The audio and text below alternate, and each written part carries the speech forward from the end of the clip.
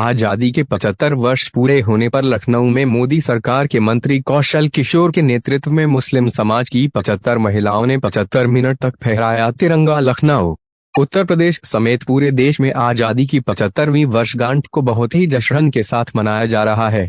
आजादी के 75 साल पूरे होने के मौके पर अमृत महोत्सव, हर घर तिरंगा समेत कई कार्यक्रमों को मनाया गया। इसी कड़ी में 16 अगस्त को लखनऊ के जीपीओ स्थित गांधी प्रतिमा के पास केंद्रीय राज्य मंत्री श्री कौशल किशोर के नेतृत्व में मुस्लिम समाज की 75 महिलाओं ने हाथों में तिरंगा थामकर हिंदुस्तान जिंदाबाद, भारत माता की जय नारे लगाते हुए रिकॉर्ड 75 मिनट तक तिरंगा लहराया। आजादी के 75 वर्ष पूरे होने पर केंद्रीय राज्य मंत्री कौशल किशोर के नेतृत्व में मुस्लिम समाज की 75 महिलाओं ने लखनऊ के जीपीओ में दोपहर 3:45 से शाम 5 बजे तक रिकॉर्ड 75 मिनट तिरंगा फहराया। कौशल किशोर ने बताया कि सभी मुस्लिम समाज की महिलाओं को उन्हें हिंदुस्तानी होने पर फक्र है।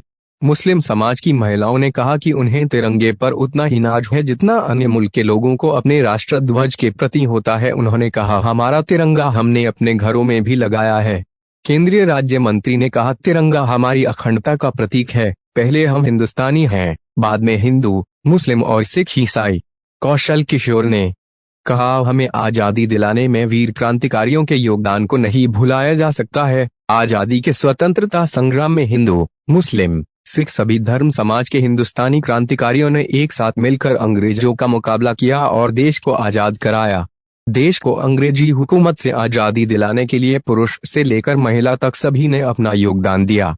कौशल किशोर ने कहा, लखनऊ में उद्दा देवी पासी और बेगम हजरत महल जैसी महान वीरांगनाओं ने आजादी की लड़ाई में अपनी बहादुरी से अंग्रेजी हुकूमत को नाकों चने चबाने पर मजबूर कर दिया।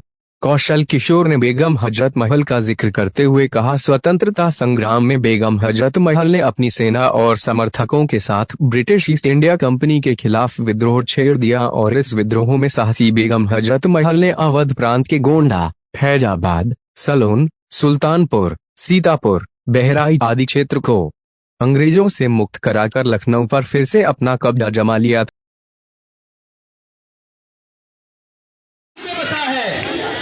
दिल में बसा है, मन में बसा है, आंखों में बसा है, मन में बसा है, कण-कण में है, जग से न्यारा, दुनिया से न्यारा, हिंदुस्तान हिंदुस्तान, हिंदुस्तान हिंदुस्तान।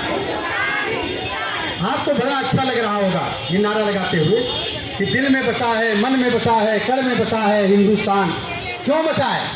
मोदी जी ने कहा, हम किसी से कोई भेदभाव नहीं रखते, सबका साथ सबका विकास। कहा ना, क्या मोदी जी ने कहा? एक बार बोलिए, सबका साथ सबका विकास। सबके लिए बोला, सबका साथ सबका विकास।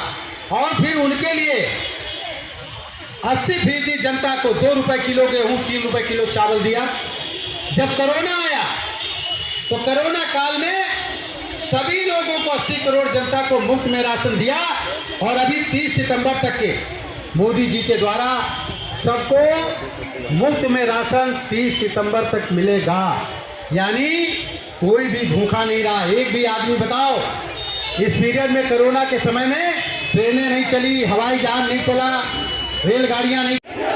दिल से बोलो, मन से बोलो, सबसे प्यारा, जग से प्यारा, जग से न्यारा, दिल में बसा है, मन में बसा है, आंखों में बसा है, खून में बसा है, कण-कण में है, कण-कण में है, कण-कण में है, कण-कण में बसा है, दिल में बसा है, मन में बसा है, खून में बसा है, आंखों में बसा है, हिंदुस्तान बसा है पूरी तरीके से। क्यों?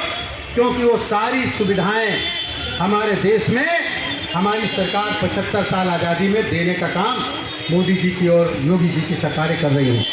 तो एक तो ये, दूसरा ये कि अगर आपको तीर से मार मार करके गिराते रहे, तीर से मार के गिरा देते थे, और जो खाना और रसद रखा था तीर में बलेता बांध के चलाते थे, नदी के किनारे से सारा उनकी रसद जला देते थे। 1 साल तक की लड़ाई यहाँ लड़ती रही बेगम हजरत महल। और उसके बाद अपने लड़के को उन्होंने कहा था कि जिंदा नहीं पकड़ सकते, नेपाल की तराई में पैदल यहाँ से निकल करके काठमांडू चली गई अपने 500 जवानों के साथ। और अंत में उनकी वहाँ पर बहुत दिनों के बाद गुमनामी में उनका इंतकाल हुआ। आज माँ और बेटे की कब्र वहाँ पर बनी हुई, बेगम हजरत बेगम, सारी सल्तनत छोड़ दिया।